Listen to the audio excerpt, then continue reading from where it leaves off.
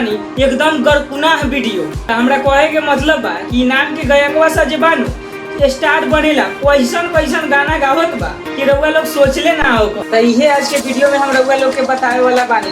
तो कंजूसी ना करिए, एगो लाइक कर दी, खाली वीडियो देखी। मदद बेलूरा करे अधूरा नहीं लहंगे में ढुके दे। जाओ सार तू कहाँ गावत बाड़ा? लागत बा ये सर वाला हंगा में घुस के गावत बा, यही से ऐसे ही गावत बा। जाओ सर मौगी बनना जा, स्टार बन जाइबा। सखी से जिया बहुत रह जाता चूके छोड़ देता चूके दे।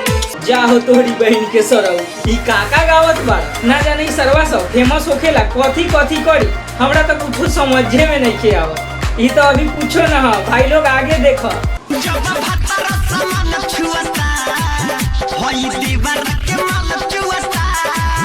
जाओ तोहरी बहन के भौजी तोहर सामान भताहर छुअत बाड़ा तो खचरो सबके सुनावत बा। अब भतरा सामान छुअता तो देवरा के काहे छुअता?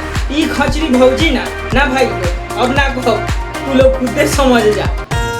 ओठवा से रस जवनिया के चूस लिया रे, ओठवा से रस जवनिया के चूस लिया रे। जाओ तोहरी बहन के साथ लोग तोहनी स्टार बनेला काका न पड़ सरवा सब के सामने ओठ पूछ जवानी के रस चूसता।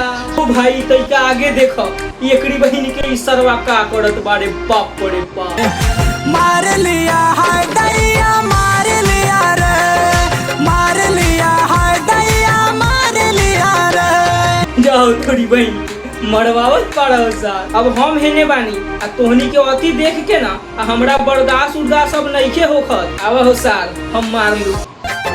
मारले बाय ऐसन अभी ले दुखाला। जाओ सार गांठ फाड़ देले बा त तू खाई जायबा मरवा ले तो लोग कहां न मारी। तोहरी बहन सार तोहनी लाइक ना ठीक कहले बा। अगर जे बचल होई ना से हमर भाई लोग जे देखत बा सार ई लोग तोहार फाड़ दी। हम कहना कबो चढ़ावे ला कोरा लागे ला फेला बाटे पियावा के लोरा। जाओ भौजी तोरा भैया से मन नइखे भरत से कहत बाड़ू कि फेल बाटे लोढ़ा।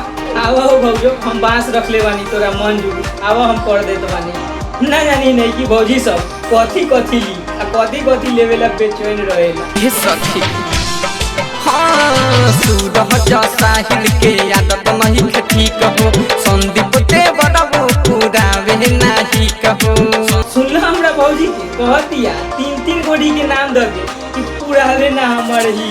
कोई लोबड़ी भौजी तो 3-3 गोड़ी के साथे बिया अब तो यू एकर हिक नहीं खे भर। का जानी एकर कथी से हिक भरी? भाई लोग तुहे लोग भर दहो। उत्तम जब भरपूर चाहता हमरा दीवार के माल चुअता। जाओ सार लोगन अब हम तोहनी से परेशान हो गेल बानी। बाबा और सार लोगन आ चाटा अब हम जात बानी। मार लिया है दैया मार लिया रे, मार लिया है दैया मार लिया रे। तो भैया लोग हमरा आशा बा कि हमारे वीडियो रउआ लोग के जरूर पसंद आए। अगर पसंद आए तो एगो लाइक जरूर कर दे। और रउआ लोग अगर ये चैनल पर नए बानी तो सब्सक्राइब करके बेल आइकन के जरूर प्रेस कर दे ताकि इस प्रकार के वीडियो ना हमारे चैनल पर रोज अपलोड होखेला। तो भाई लोग हमारे वीडियो बनावे के मकसद रउआ लोग के एंटरटेनमेंट करावल बा। तो एकरा के दिल पे ना ले हंस खेल के उड़ा दे, टेंशन ना ले, हम बिंदास शेयर करब। फिर मिलम हम अगला वीडियो में, तब तक के लिए बाय बाय।